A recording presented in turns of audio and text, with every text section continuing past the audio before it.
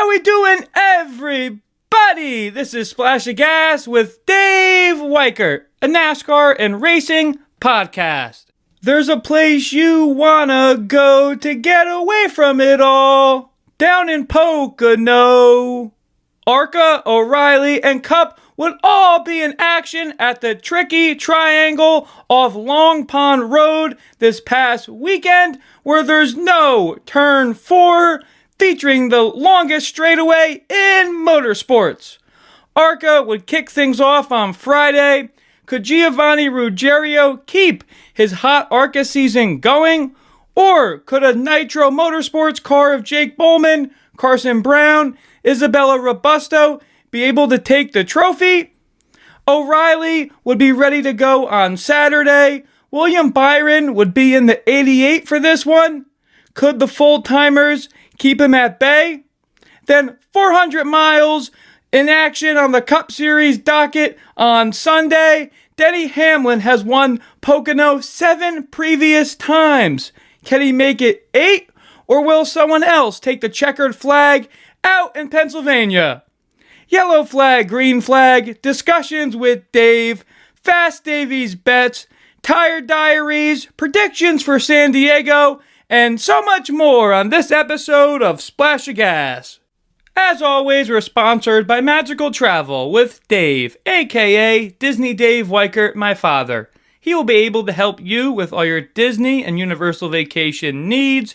He can be reached at DisneyDaveW@Verizon.net. Please make sure you follow all the Splash of Gas social medias for on-track and midweek updates. Instagram, Facebook, and YouTube are all Splash of Gas with Dave Weichert. A lot of action from this past weekend. 125 laps for the Garden State Classic at Wall Saturday night. Then drove out after that to Pocono and was there all day and night on Sunday. Please check that out. Now for the ARCA Series recap. ARCA Series would be the first to hit the track in the Carbon County Pines. After mentioning her last week on the green flag for the ARCA Series, Lainey Bice would win her first pole. Lainey and Gio Ruggiero would bring the field to green. Daniel Dye goes to the lead after starting on the second row, but yellow flag flies on lap 5 as Destiny Spurlock and Bobby Dale Earnhardt each hit the wall. Dye and Ruggiero restart. Ruggiero leads. Another yellow on lap 20. Again, Gio leads after the restart. 30 laps to go in the race. The planned caution flies. Ruggiero and Lainey Bice restart. Who would be ready to take the trophy? Gio again to the top spot. He would start to put a sizable lead between him and Gavin Bushell in second. Rest of the race stays green, and Gio Ruggiero wins the ARCA race to start off the Pocono weekend. Now for trivia question time. This episode's question is, name the 2 full-time current Cup Series drivers that have driven for all active 4 manufacturers in NASCAR. Answer coming at the end. Now for the O'Reilly Series recap from Pocono. O'Reilly Series will be ready to keep the crowd going on Saturday. After qualifying, Brandon Jones would be on the pole, followed by his Joe Gibbs Racing teammate of Taylor Gray. As we tend to see at Pocono, especially in the lower series, there's a wreck going into turn 1. Corey Day, Jesse Love, and Nick Sanchez all get together. That wouldn't be the only yellow in the stage. Lap 8 and lap 19, they would also fly. Taylor Gray and Sam Mayer restart with 3 laps left in the first stage. Yellow flies on the last lap of stage 1 as Connor Zilic spins. Taylor Gray wins the first stage. Justin Allgaier and Carson Kvapil restart for the middle stage. Kvapil leads until lap 35 when Allgaier makes the pass for the lead. Back-to-back yellows occur on lap 38, then on the ensuing restart. Brent Cruz and Parker Redsloff then restart. After battling for a couple laps, Cruz is able to clear for the lead and wins stage 2.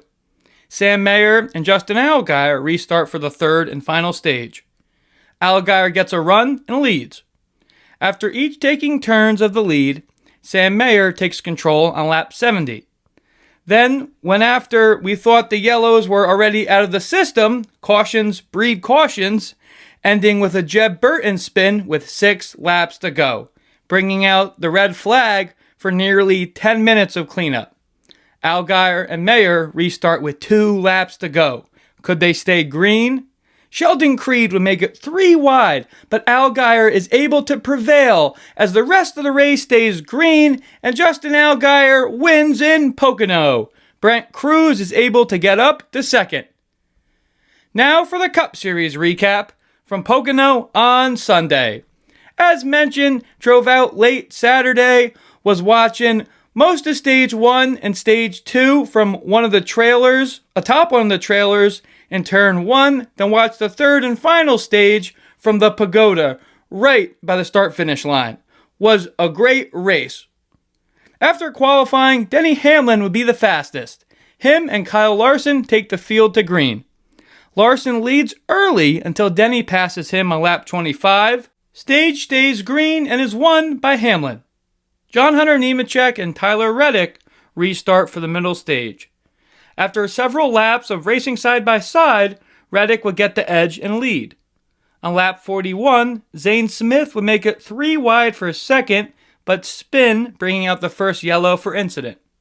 2 laps later, after the ensuing restart, Josh Berry would get into the wall on turn 3, bouncing into Shane Van Gisbergen, triggering a multi-car accident, collecting 7 others.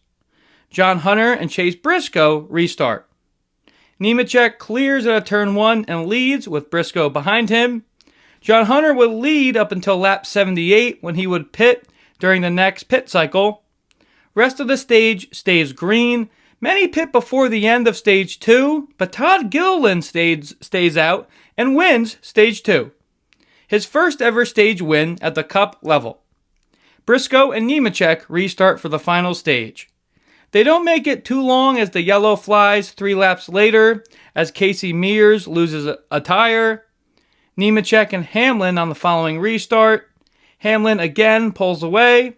Next pit cycle starts with 42 laps to go. 4 laps later, Hamlin pits from the lead. Can he make it back to the front? 22 laps to go. Blaney and Suarez pit, giving the lead to Christopher Bell. Does he have enough fuel to outlast a surging Hamlin? At that point, Bell had over an 11-second lead to his teammate in Denny. 10 laps to go. Bell is still trying to save fuel and has less than a 6-second lead on Hamlin. 4 to go. Hamlin makes the pass on Bell coming out of turn 3. Rest of the remaining lap stays green, and Denny Hamlin wins his 8th career Cup Series win in Pocono. Quick look back at the predictions we made. ARCA went with Gio. He gets the win. O'Reilly picked Brent Cruz. He comes up in second. And Denny, of course, winner, winner. Yellow flag, green flag. Green flag, ARCA. Gio Ruggiero gets his 4th win of the ARCA season. O'Reilly, wreck in turn 1. But it's Pocono. I've seen this multiple times growing up, going to this track in the truck, O'Reilly Series. It's a tight turn 1 after over a mile at nearly over 180 miles an hour, the longest stretch of motorsports. It's a mile, and then going into that tight turn 1.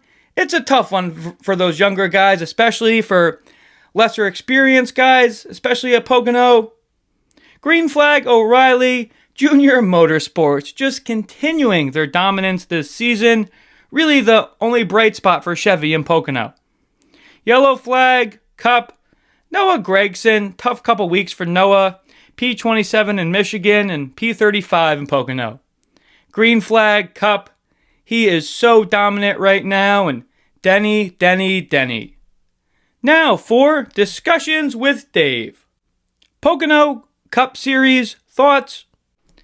As someone that grew up going to Pocono, Sunday's race and Hamlin's win, in all honesty, reminded me of past races in the past, which have been specifically won by Joe Gibbs drivers. their strategy, and the notebook that that team is able to bring for Pocono is immense. And the first person you have to look at that in that corner is none other than Denny Hamlin. As mentioned, going into this weekend, 7 Cup Series wins at Pocono, most all time. And guess what? He decides, heck, why not? I'm going to rack up another one. And his 3rd Cup Series win in a row. As we know, he's a part owner of 2311 Racing. Tyler Reddick wins the first 3 races of the year. Hamlin says, well, that's cute. I'm going to go do it in the middle of the season. With a number of green flag laps towards the end of the race, in typical Pocono fashion, a little bit of a fuel save, the 20 car C Bell does try to take a strategy jump. They definitely knew the strategy and plan for Hamlin's team being teammates, and they tried to play their cards right, and they ran out of fuel right at the end. The Sly Fox, Denny, gets it done. O'Reilly Series thoughts. Just like the win that we saw by Hamlin, Allgaier, not as in dominant fashion with all those yellows kind of shaking things up at the end, but he's able to keep that 7 car up front. And Pocono can be a tough track for newer drivers. It's unique that it's a triangle, but each turn is completely different than the next. And you have that long straightaway going into a tight turn 1, then the tunnel turn. Veteran driver like Justin Allgaier knows the ins and outs of Pocono, and he puts his money on the line when it counts. More talk on Cup silly season already. Last week we were talking that Wood Brothers announced that they would not be bringing back current driver Josh Berry in the 21 for 2027. A lot of rumors that Jesse Love would be tapped for that, and Wood Brothers has made that official this week. Jesse Love will drive the number 21 in the Cup Series for Wood Brothers Racing next year. As Jesse said on the show earlier this year, his goal in 2026 in the O'Reilly Series is to maximize to get the best Cup Series ride he can for 2027. By Love signing with the 21 team, I think that is true. If he stays with RCR, yes, if you're really getting down to the nitty gritty, you can make an argument for, each team, RCR better than Wood Brothers, Brothers better than RCR. Wood Brothers is pretty much a 4th Team Penske car, top of the line equipment. And RCR, we know, is bringing fast pieces to most of the races. But that's the key word, most of the races. We saw Josh Berry win in Vegas last year. RCR ain't going out to Vegas and gonna take a win. Maybe if they get lucky, but... And of course, RCR is gonna be strong on the super speedways, as we've seen Jesse Love and O'Reilly Series teammate Austin Hill be so dominant in that series on the bigger tracks. I do think Jesse made the right move by taking the 21 offer. Talking to some others in the sport, there was differing opinions. Love, with how long he has ran with Danny Stockton, his crew chief at RCR, a lot of people thought Danny could really coach up Jesse well at the Cup level, which he's shown at the O'Reilly Series. And Stockton has announced that he is planning on staying with RCR. He's said he's excited for Jesse, and, sad that their working relationship is going to end for the moment. And of course, crew chief pairings can be so crucial in the sport. I mean, if Jesse Love goes out there and starts to put a year like Josh Berry has put down this year, and not all Josh's fault, bad luck, but sometimes that's racing. Can Jesse, with a new crew chief, be able to get through the adversity, which we know he's going to face at the Cup level? We'll wait and find out. Moving right along, Christopher Bell's healing hand. We just talked about Bell trying to make that surge at the end and hold on to the gas mileage. Denny Hamlin, in the end, doesn't let that happen and passes his teammate. Christopher Bell asked post-race how his broken wrist was feeling after he broke it in that brutal wreck out in Michigan. Bell said, "My wrist is fine whenever I'm by myself." Bell went on to add, in traffic with driving in the drafting, it made it a little bit more difficult with the cast on his wrist. During the week, Bell went to Max Pappas's shop. Max, as we know, legend from Open Wheel Stuff, was helping Christopher during the week fit a steering wheel that would fit better with his cast on. We mentioned that Brandon Jones, Joe Gibbs' O'Reilly driver, was on backup if Bell had to get out of the car. Of course, with the street race in San Diego, that's going to put more stress on Bell's wrist, having to go left and right. Joe Gibbs' O'Reilly hotshot Brent Cruz will be on standby in San Diego for Bell if needed. And that was Discussions with Dave, Part 1. Now for Paint Scheme of the Week. Of course, there are some really patriotic paint schemes going on with NASCAR racing at the Coronado Naval Base. And one paint scheme I've always liked, being a Martin Truex Jr. fan, of course, was that Bass Pro Shop patriotic red, white, and blue paint scheme. Different versions of it, but check out Chase Briscoe's version this year. Super cool, tough, and patriotic. Now for NASCAR history time. Looking back at a track that is now unfortunately closed, and that is Auto Club Speedway. First, 2016. Jimmy Johnson made history at Auto Club Speedway, edging out Kevin Harvick in an overtime finish to score his 77th career Cup Series win. The win broke a tie with Dale Earnhardt on the all-time win list, further cementing Johnson's place among the sport's greatest drivers. 2004. Season marked the first time the NASCAR Cup Series competed twice at Auto Club, a format that remained in place through 2011. The spring race developed plenty of drama, highlighted by an incident on the front stretch involving Rusty Wallace and the number 2, Kurt Busch, then in the 97, as the two made contact and crashed, adding to an already action-packed race. 2005. Then rookie Kyle Busch scored his first Cup Series victory in the Sony HD 500 at Auto Club, outrunning Greg Biffle to the checkered flag.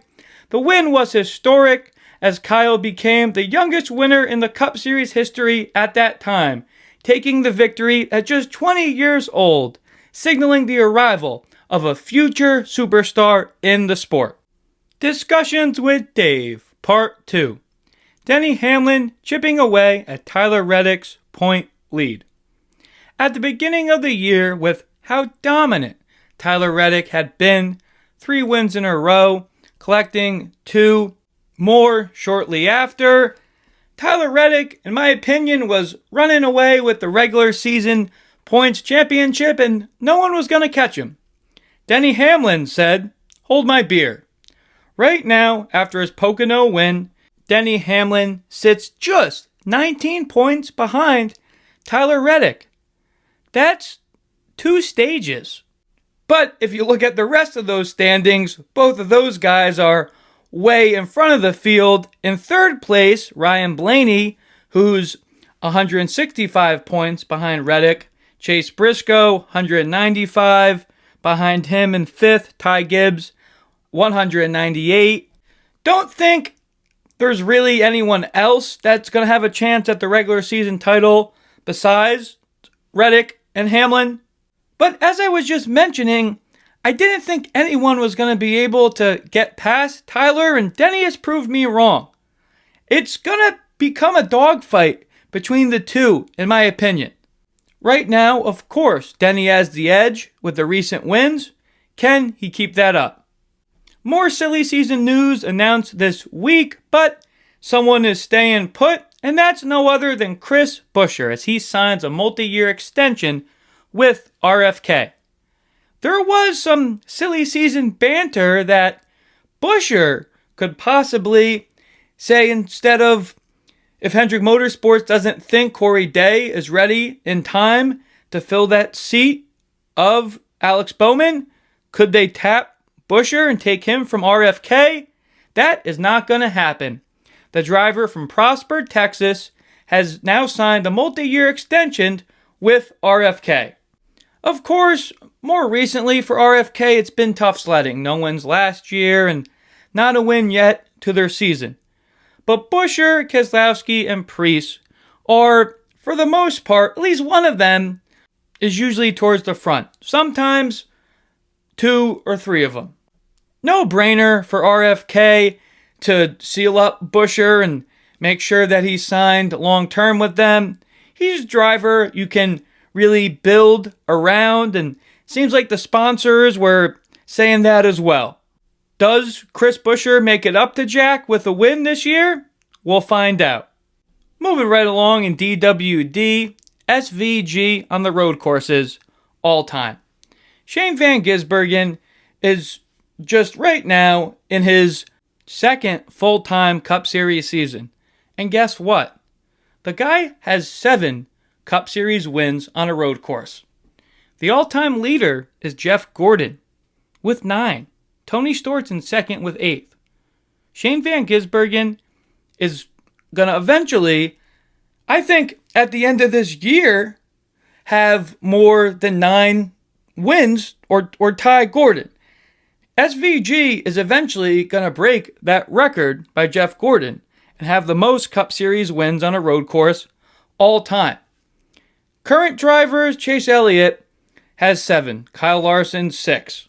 And say what you want to say about Shane and, oh man, he's just a road course ringer, yada, yada, yada. Shane has been towards the front of these oval races. He has been improving. I don't know if it's going to be this year, but within the next at least 2 or 3 years, I think Shane is going to rattle off a win on an oval. But the guy is just so lights out with his tire management on these road courses.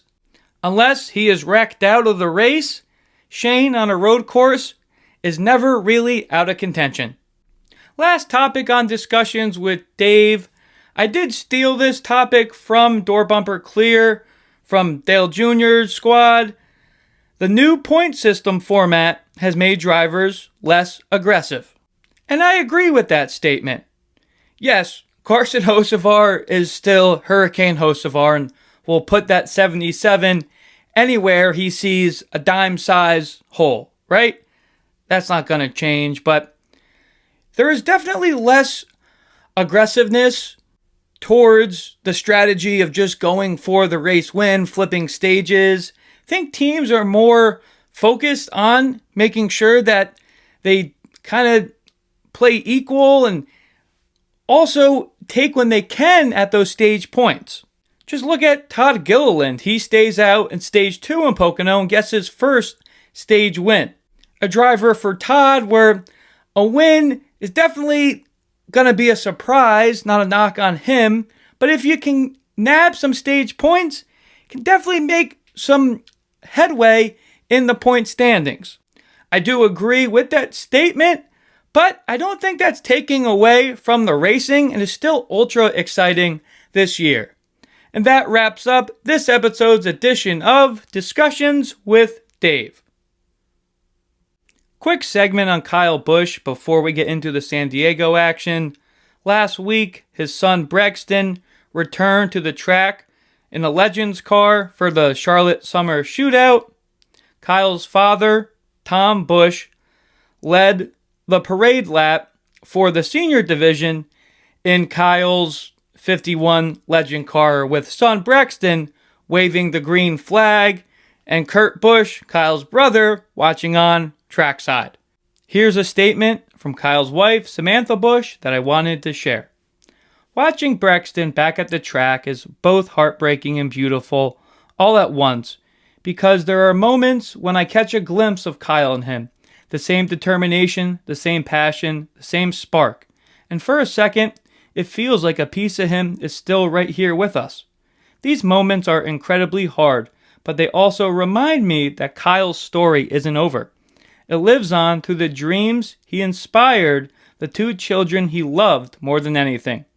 In the hospital, I made Kyle a promise. I promised him that I would do everything I could to help our children pursue their dreams no matter what. For Brexton, that dream is racing. It wasn't a dream Kyle chose for him. It was something that they shared. They spent countless hours talking about race cars, working together, dreaming together, and building a bond around something they both genuinely loved. Racing is what lights Brexton up, and as long as it's the dream in his heart, I'll be right there beside him, cheering him on every step of the way. And if one day his dreams take him somewhere else, that's okay too. And if Lennox wants to get behind the wheel, we just brought her a kart for her 4th birthday. It won't be the same as having Kyle by her side, but we will do our absolute best. The racetrack has been home for our family for nearly 20 years.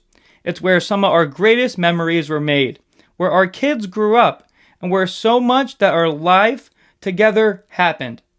Right now, when so much of our world feels unfair, it's also one of the few places that still feels like home. Every time we go to the track, we're reminded that a piece of our team is missing. The person who should be standing beside us isn't there. That part is heartbreaking, but it's also where we feel the closest to him, surrounded by the memories, the people, and the dreams he helped build. So, we race on. Rest in peace, Rowdy Busch. Now for Tire Diaries San Diego. Teams in all 3 NASCAR National Series will run familiar Goodyear road course tires this weekend for the much anticipated visit to San Diego's Coronado Naval Base. At 3.4 miles, the brand new street course is the longest track on this year's NASCAR schedule and features 16 turns around the San Diego Bay and Naval Base, one of the world's foremost military installations. The Goodyear Racing Road Course Eagle, set to run for the Cup Series, teams will be using a familiar tire, one that they used at Coda and Watkins Glen this year, and at all of the 6 road course and street course races this year. O'Reilly and the Truck Series teams will also run a familiar tire setup to them, one introduced at Sonoma last summer. Both series have ran it twice already this season. Unlike Goodyear's oval tire package, the same tire specification is used on both sides of the cars. Teams in all 3 series will also have wet weather tires available if required. Cup Series will have 9 sets of slicks available and 6 sets of wet weather tires. O'Reilly would have 6 sets of the slicks available and 4 sets of the wet weather tires, and same exact number for the Truck Series. And that's not all the racing action from this upcoming weekend. ARCA will be out at the Oval, Berlin Speedway. First driver we'll want to take a look out for, that's the 18 of Max Reeves in that Joe Gibbs equipment. Nitro Motorsports drivers, Jake Bollman and Will Robertson are other ones I'll have my eye on. 28 car will be ran by Tyler Lupton this weekend. Thomas Annunziata, Isabella Robusto in the 55. Also, don't forget about Tulsa, Oklahoma's Taylor Reimer. Bobby Dale Earnhardt will be turning the 89. Jason Kitzmiller, West Virginia native from Petersburg, in the 97, mainstay in the ARCA Series. And really good to see Zachary Tinkle back out on the track in his owned 53. They will race that on Saturday night. Now for the drivers to look out for, San Diego, starting with the Truck Series. 7-time Cup Series champ Jimmy Johnson will be in the Tricon #1 truck. Can't wait to see Jimmy hit the track. Staying in the Tricon stables, none other than Adam Andretti. Saw him run a couple races already this year on the road courses with them. Exciting to see an Andretti back in the sport. Caden Honeycutt won the last road course up in Watkins Glen for the Cup Series. What can he do? Another Tricon guy, just won in Pocono at the ARCA level. That's Giovanni Ruggiero in the 17. Veteran coming back into the sport, number 20 for this weekend, Brendan Gaughan in the trucks. Great to see Brendan back. And another driver, Jamie McMurray, past Daytona 500 champ, is driving the 25 All-Star car for Colleague Racing. Awesome to see Jamie back. Lane Riggs, he was victorious on the first street course race for the trucks in St. Petersburg this season. Can Lane bring it back? 62 truck for Halmar Friesen will be driven by veteran of the sport, Kaz Gralla. Another veteran coming back in the Henderson Motorsports 75, none other than Parker Kligerman. Justin Marks in the 77 for Spire Motorsports this Friday is one of the owners of Trackhouse Racing. Really cool to see Justin back in a truck. Christian Eckes in the 91 should be towards the front. Last but not least, guy that has won on road courses before and two-time truck champ, that's Ben Rhodes in that 99.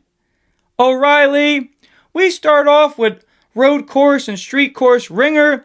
Canadian Alex Labbe will be in the number 0. Jesse Love, he's making the step up in the Cup Series, but can he get that number 2 into the top 5? I sure think so.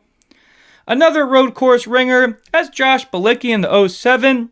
Veteran Justin Allgaier, fresh off the Pocono win. Can he get towards the front out in San Diego? Same with Austin Hill, another veteran of the series. That youngster, Cruise Missile. Can a Cruise Missile come out at the naval base? I sure think so. I think that 19 is going to be right up there for contention. Sam Mayer, guy that's been in the sport for a little bit at this time and really dominant at road courses, getting his first couple wins in the series at road courses. Remember him winning Watkins Glen years ago? Great to see Preston Pardis in the field. Family-owned team, Preston working on his stuff, bringing it to the track. He's really good on the road courses. What can Preston do in the 50? Jeremy Clements, with his start in San Diego, he will pass Kenny Wallace for most consecutive starts in the series. Jeremy has got his first win at the O'Reilly level at a road course. I believe it was Mid-Ohio, if I'm not wrong. What can the 51 do on the road course? Last but not least, a guy that's really good on the road courses, and that's Austin Green in the 87.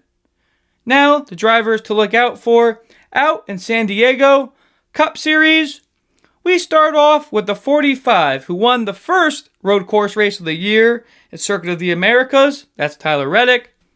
Alex Bowman hasn't had the best year so far, obviously. Alex, his last win was at the Chicago Street Course. Can that 48 be towards the front? I don't see why not. Ty Gibbs, the youngster in the 54, seems to do well at these as well.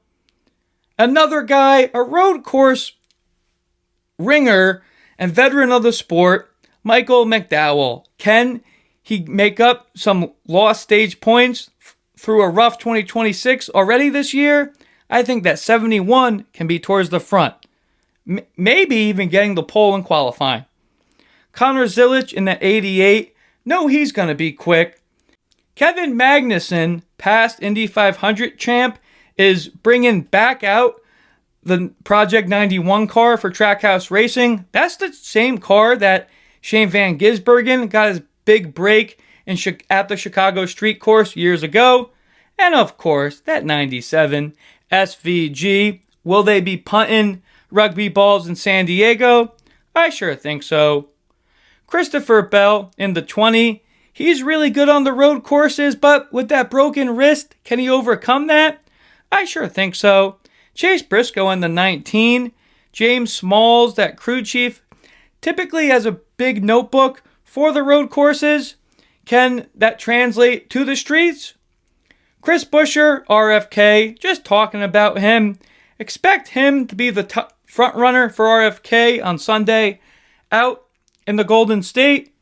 AJ Allmendinger, 16. Can the Dinger get up front? I don't see why a top 5 finish isn't in the books for the 16 team. Denny Hamlin. He's won the last 3 races. Can he get a 4th? Chase Elliott. Just talking, he has 7 all-time wins. Cup Series on the road course. What can he do with the 9 on Sunday? Daniel Suarez got his first Cup Series win out in Sonoma, a track that the Cup Series will be going to the following weekend. Another driver that is also on that list for being towards the top of Cup Series road course wins, and that's the 5 of Kyle Larson. Last but not least, from Team Penske, Austin Cindric is typically quick on the road courses as well. Those are the drivers I will be looking out for San Diego. Now for Fast Davies bets. Top 5 fever. Trucks, Ben Rhodes, top 5, plus 275. O'Reilly, Austin Green, top 5s, plus 400. Cup Series, top 5 for Chase Elliott is plus 360. I think all 3 of those could be free money. Now, trivia answer time for this episode. The question is, name the 2 current full-time Cup drivers that have driven for all 4 active manufacturers in NASCAR. Toyota, Ford, Chevy, and of course Ram, now on the truck level. The answer is Michael McDowell and AJ Allmendinger. Now for the predictions for the weekend. Starting with ARCA out in Berlin, give me Max Reeves in that 18. Trucks will be the first out on the track in San Diego. Think Lane Riggs gets it done Friday night. O'Reilly, I know I picked him last weekend to get his first O'Reilly win, and he finished second. But I am staying on the Cruz missile. Give me Brent Cruz in the 19 to get it done. Cup, I know it's a layup, but I just don't feel the need to pick against them right now. SVG by 1,000. As always, we're sponsored by Magical Travel with Dave, aka Disney Dave Weichert, my father. He will be able to help you with all your Disney and Universal vacation needs. He can be reached at DisneyDaveW@Verizon.net. Please make sure you follow all the Splash of Gas social medias for midweek and on-track updates. Instagram, Facebook, and YouTube are all Splash of Gas with Dave Weichert. Hope everyone has enjoyed this week's episode, and you get to watch all the action from San Diego. Till next time, Splash of Gas out.